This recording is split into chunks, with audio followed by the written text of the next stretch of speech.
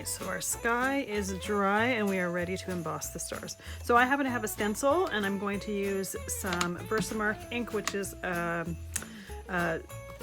you can either use it for watermarking or you can use it to emboss because it's an ink that stays wet for a while. If by chance you happen to have a star stamp background, you could absolutely use that here, but I don't happen to have one, so I'm going to be using my stencil here. So I've used my ink through the stencil and now I'm putting my gold embossing powder for the stars. And because we press the ink through a stencil, you may or may not get perfect star shapes, and that's totally fine. It's not meant to be absolutely perfect. So if you haven't embossed before, the embossing powder is like little granules, and what you need to do is put the heat gun over top of it. When it's not melted, it's kind of matte colored, but as it embosses and as it melts, it goes shiny. And this particular heat gun, like I said before, is a more gentle heat. You can absolutely use it for embossing, but it's just going to take a little bit longer, so you need to be patient with it. If I was doing a lot of embossing, I would use a heat gun that had a higher heat to it and was a little bit more direct. See how, one second, I'm gonna turn this off. See how some of those are shiny now? Those are the ones that are embossed. So the heat gun also takes a few minutes to actually warm up to melt the little granules of embossing powder. So you may have noticed too that my my stencil was not big enough for the entire sky, and that's totally fine. So I did a little bit.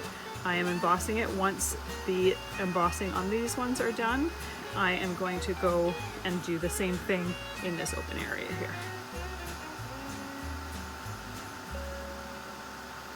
And if you wanted, you could emboss snowflakes or something else in the sky as well. If you happen to have, say, a stencil or a stamp that had a moon or something, you could do that as well.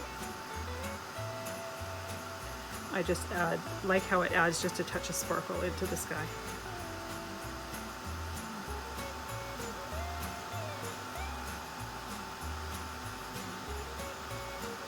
Embossing is a fun thing to do with kids as well. You have to make sure that you show them how to be careful with the heat from the heat gun, but it's almost like magic when the embossing powder goes from like a matte gold to the shiny glossy gold. All right, so that is done. I'm gonna put this powder back in my container. And then I'm gonna put my back down. Now, one thing, there are little dots of gold all over this, and it's because I wasn't super careful with the powder. If I was doing something, if I was embossing something where I wanted a super crisp image, I would have made sure to flick the excess off. But for this particular purpose, I like those little flecks of gold. I think it adds to it. It looks like stars that are a little bit farther away. All right, so I can actually see right through the stencil where my embossed stars are. So I can make sure that I'm not covering them.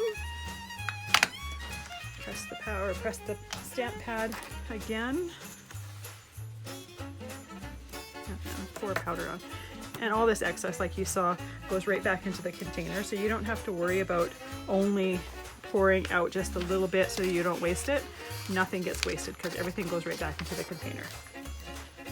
And my little mat here that I was doing the distress on as well, I could use that to emboss on as well. It is heat resistant, so it's going to protect my surface from the heat gun. So if you didn't actually want to be holding it, but I tend to like to hold it because you can turn it in the light a little bit better in order to see exactly where the embossing is happening and to see when it's done.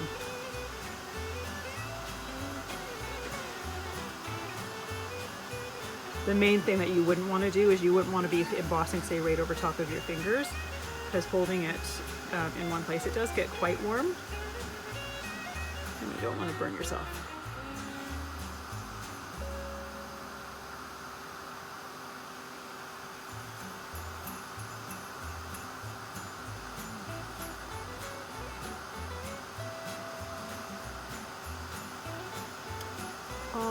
almost there.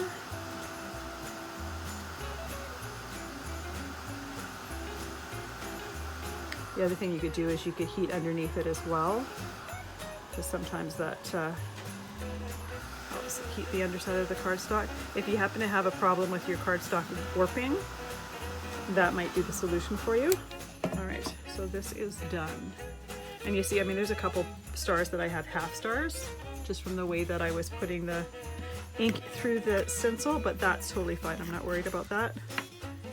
I don't think it has to be perfect, and I don't think anyone's going to be inspecting it that closely.